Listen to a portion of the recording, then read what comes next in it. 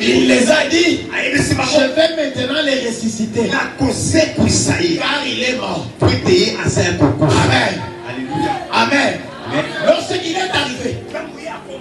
Amen. Lorsqu'il est arrivé. La première personne. Il a réussi. La première personne qu'il a reçue, c'était Marthe. Or, à chaque fois que Jésus visitait la famille, Marthe s'occupait à préparer.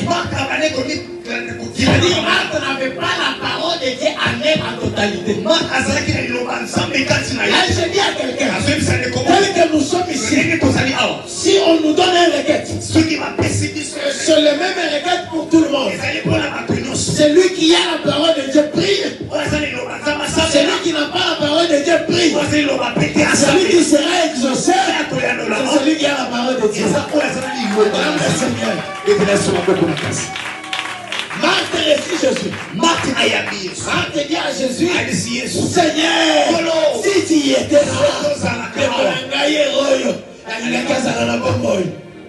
Amen. Jésus dit, n'étais-je pas dit? Et Marthe dit, je sais qu'il est ressuscité là. Il dit que Jésus était déjà là.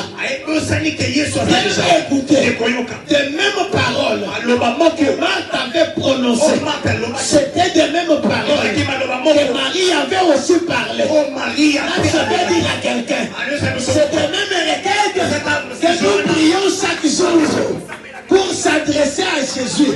Toi tu le pries, maman le prie, soeur le prie, frère le prie. Mais pourquoi d'autres sont exaucés et toi tu n'es pas exaucé? Parce que en toi tu ne pratiques pas la parole de Dieu. Amen. C'est pourquoi quand Marie a parlé, il a fallu que Jésus pleure. Amen. Comment il y a d'autres personnes? Quand il se met à prier, même les ciels bougent. Il y a d'autres personnes, même le ciel brille. Comme il ne marche pas selon la volonté de Dieu, rien ne se manifeste. Ça serait difficile de donner même à ça serait difficile maintenant. Amen. Alléluia. Ça serait difficile de donner amen. C'était les mêmes paroles. Et lorsqu'il a dit, je lui dis, je suis la résurrection. Et il a fallu que Jésus le rappelle que celui qui croit en moi doit ressusciter. Et